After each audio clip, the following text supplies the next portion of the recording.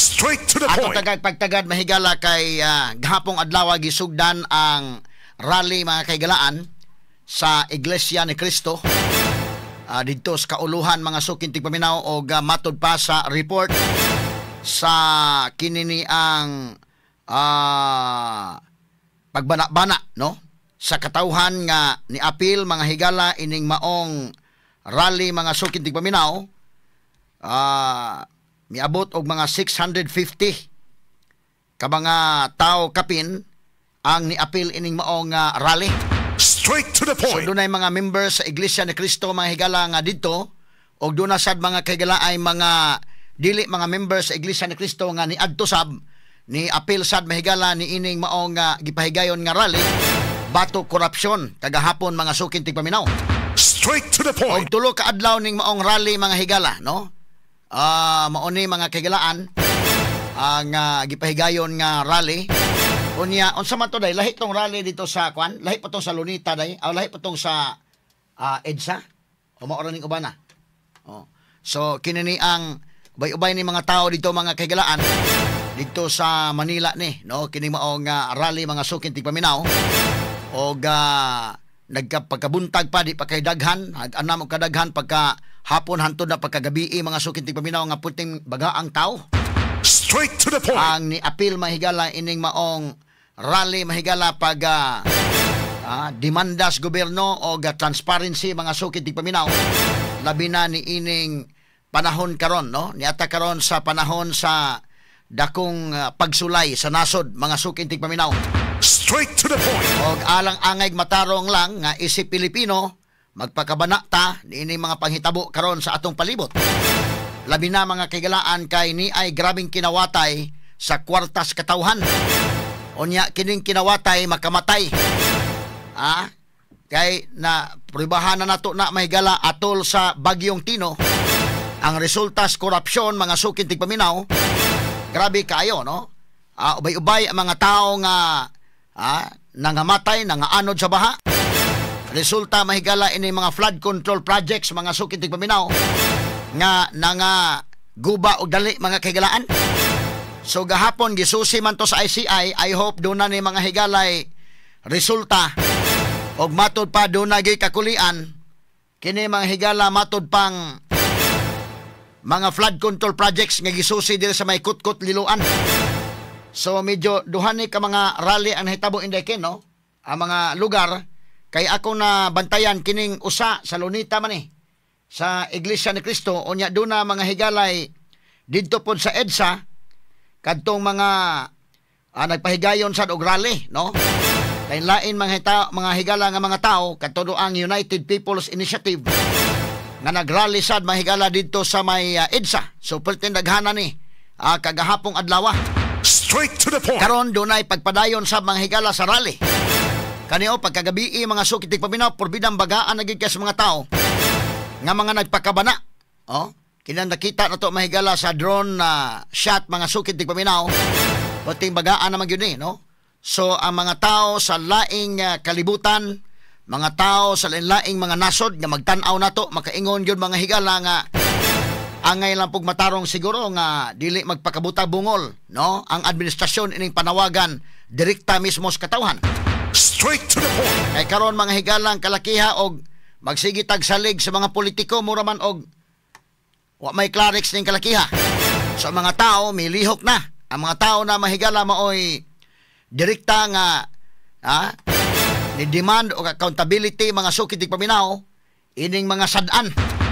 Straight to the Na point. ato ning pagtagad mahigala atong evaluate ning pamahayag ni Saldico o ingon man mahigalang rally kagahapon sa Iglesia ni Cristo mo balik patos laron og rally mga sukit tigpaminaw o kadto mga tao sad nga ni pahigayon sad og ilang rally. Ang uban pa mahigalang ni simpatiya sad mga kaigalaan. Kuan sa kuno to ang ikaduha sa nga video karon ma-analisar na to. Ang di ba first video ni Saldico, yan ay second video, na third video. Atong paminaw, napaminaw na itong first video, di ba? Nahurot naman itong paminaw. Ang second video sa kuno names, nara ka na names. Mo sa itong paminawon kadali. Nya sunod na itong third video. Unya dayon ang uban pa mahigala nga ato mahigala pag-analisar ini mong issues mga sukin tig paminaw. Straight to the point. Pwede ra ang video nga, second video ni Saldico. Okay, sige. Okay, sumuo ni ang rally sa kadali dong be, sa Iglesia ni Cristo dong, og lahi tong, naman to sa EDSA sa inday. Ato, tanawon ang sa, kinini ang sa EDSA, lahi pa tong sa EDSA nga rally, narata atong mga videos, no? O katong sa may lunitang rally, pagkabuntag mga higala, gamay-gamay pa tong mga tao, di pa kay daghan, pagkahapon, nag-anam-anam mga kagilaan, hinaut unta nga kining maong rally sa mga tao, nga mga nagpakabana, makahatag mga higala o magkapakonsensya unta man mga kawatan. Straight to the point. O kini mga tao nga gitagaag kagahuman mahigala, hinaut unta nga silakson nga nagtan-aw ini, iyang ayuhon pag-imbisigar na mahigala da sa Senate Blue Ribbon Committee. Straight to the point. Og kini ni ang og ang atong tuyo gyud ang pagtan-aw sa kamatuoran mga sukit tig paminaw. Mao ni mahigala ang mga rally asaman tudong nga ubay-ubay man ni mga tao nga nanambong. Ato sa pakita kada ning video niya ato paminawon tong speech atong usa sa mga murag labaw to sa INC tong nag-speechan, labot ani mahigala, sige kuno names ato sa pakita tong video lahi tong sa kuno kay kining usa sa may lunita man unya katong usa mahigala sa EDSA pareha to kagahapon. Sige kuno asa man to dong naalala no names unahon ta sa tong sa kwan bisag unsay available niya ang sa lunita baka or katutuang sa kinini ang sa EDSA. Unya ato ipabati tong speech mahigala kay doon natoy punto tong speech sa usa sa mga kadagkuan nila no nga nagpahigayon sa rally kagahapon. Sige, ato sa tagad-pagtagad. Okay na names? Okay. O katong rally kagahapon. Kato mo na to napakita tong usa. Okay na to, og ibalik na to pakita gamay be. O niya dayon ato tong ipakita sa nang sa EDSA. Dayon ang speech mahigala og atong kanisya. Mao ni mahigala ang mga kuano. Ubay sa EDSA ni dai kini usa dai. Mao ning sa EDSA, no? Okay. Daghan sa niya mahigala mga nagpundok dito sa EDSA mga sukitig paminaw. Murag doon na sa mga chanting-chanting po da names. Nag-chant po ni sila. Unya doon mga kanta-kanta ba ni sila? Mabati ba itong audio ani? Ma-okay ba? Or kuhan ra? Sige kini. Mao ni mahigala sa EDSA, no? So, ubay-ubay ni mga tao dito mga kahigalaan nga na ni-appeal sa maong rally. Pagkabuntag na, kani, naani siya? Sige ko no. Okay, wala ra. Unsay audio ani niya? Okay, adto lang sa kuan ko no. Ang sa diri sa may kuan, ang sa may lunita dong. Lunita balik ka sa lunita kani. Pati naghanan ning sa lunita mga kaigalaan pagkagabi na ni nim.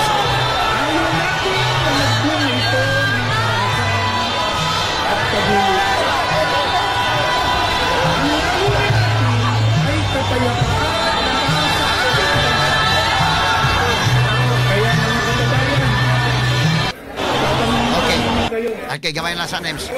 Adto ta sa katotoang may lunita names kini sa hapon pa man ni. Balikan to tong imong pictures o mga video sa lunita. Okay ni Unya katong speech nga kwan sa ilang usa sa mga labaw o atong paminawon to kadali katumao nga speech o kanang speech mahigala ni Senador Rodante Marcolita nga ni speech pero unahon to sa ni kanong ilang labaw mahigala do na poy punto labot aning maong rally mga higala. Sige kuno names. Okay na names. Sige. Katotoang kuan. Gamay lang kay mga kagilana para paminaw na sa ato kadali ang ilang mga punto. Una ta mahigalang paggawasan sa ato nga mga opinion labot ani. Okay, sige ko no names. Okay na tong kuan? Ay siya pang nagkukubli nito. San po? Be, sige. Isugod ko no. Saan ang tagapagtanggol ng katotohanan? Ay siya pang nagkukubli nito, saan pupulutin ang ating bayan? Mga kababayan, payag po ba kayo na itago sa atin ang investigasyon at pakawalan ng mga tunay na mastermind ng korupsyon? Payag ba kayo?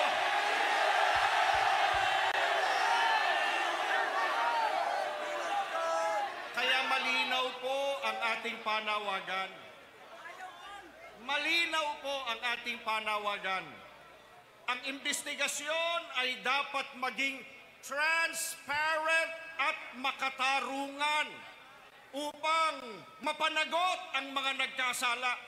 Sapagkat kung meron pong pagtatakip, kung meron pong manipulasyon, kung ang batas po ay babaluktutin upang maprotektahan ng mga makapangyarihan, hindi kailanman maghahari ang katarungan at mananatili po na biktima ang sambayanan. Papayag ba kayo?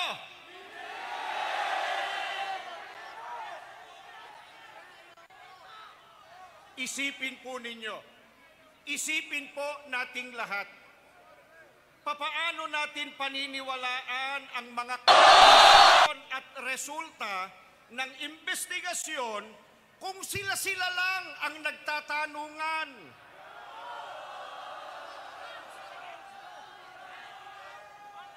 Interesado po ang marami. Sino-sino yung pinatawag? Sino-sino yung itinuro nilang sangkot o may pakana sa nakawan sa pondo ng bayan? Ano-ano yung mga ebidensyang ipinakita? Papaano po ito ipinroseso? Ano yung mga hakbang na ginawa ng komisyon? Karapatan po ng mga mamamayan ang malaman ang mga iyan sapagkat buwis nila mula sa kanilang dugo at pawis ang walang konsyensiyang ninakaw ng mga kawatan.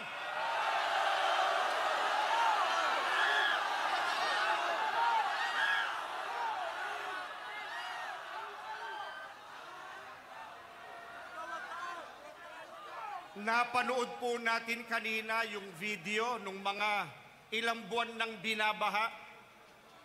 Napansin po ninyo yung sinabi nung isa sa mga biktima, panawagan niya doon sa mga kawatan. Ang sabi niya, makonsyensya kayo. Dapat sa... Okay, so mo ni mahigala ang pamahayag, no? Sa usa sa ilang mga labaw, no? Nga ni pahigayon sa rally kagahapon o magpadayon ning maong rally mahigala karon og kutob ugma. Kay tulo ka adlaw ni mahigala nga pagpadayag rally mga higala for transparency mga sukid tigpaminaw kay muraman og na kuantan ang kalakiharon. Medyo muraman mga higala og ang mga investigasyon muraman ning kalakiha og nalikoy ning dagana hinoon. Straight to the point. Kamatuoran ba gipangita o lahi ang gipangita? Kay kamatuoran may pangitaon mga higala, kinahanglan nga mo dasig sila sa mga witnesses nga dili mahadlok na mga witnesses o ilang dasigon mahigalang mo balik diha mga kaigalaan sa Senate Blue Ribbon Committee.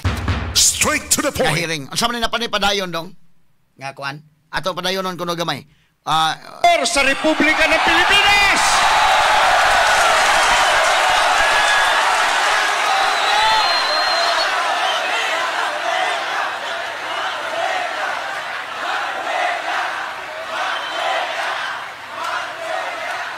Kilala niyo na po sa Senador Dante Marcoleta! Straight to the point. Ato paminaon mahigala. Aning speech.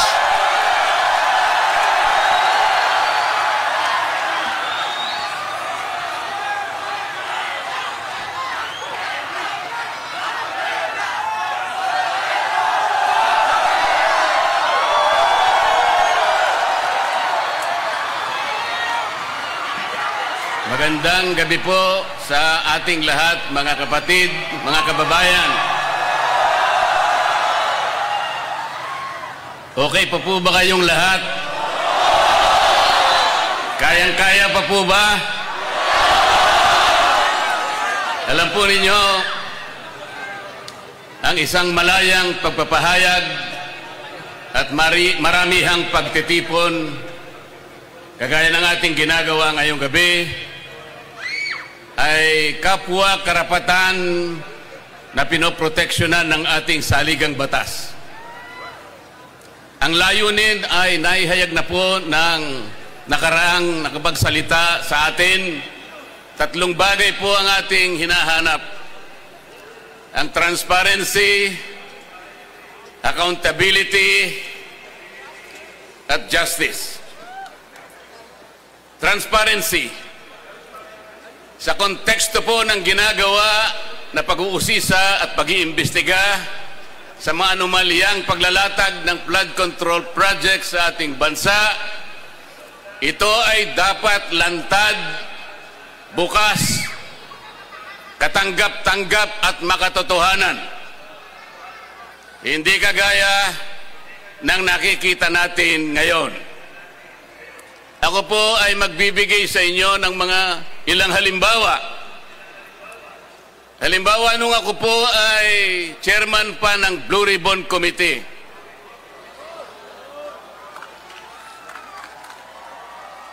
Ipinasya ko po na gamitin natin yung batas na nauukol sa Witness Protection Program dahil po napakahirap talagang magturo, maglantad, tumukoy, lalong-lalo na yung mga mastermind ng kawalang hiyang ito.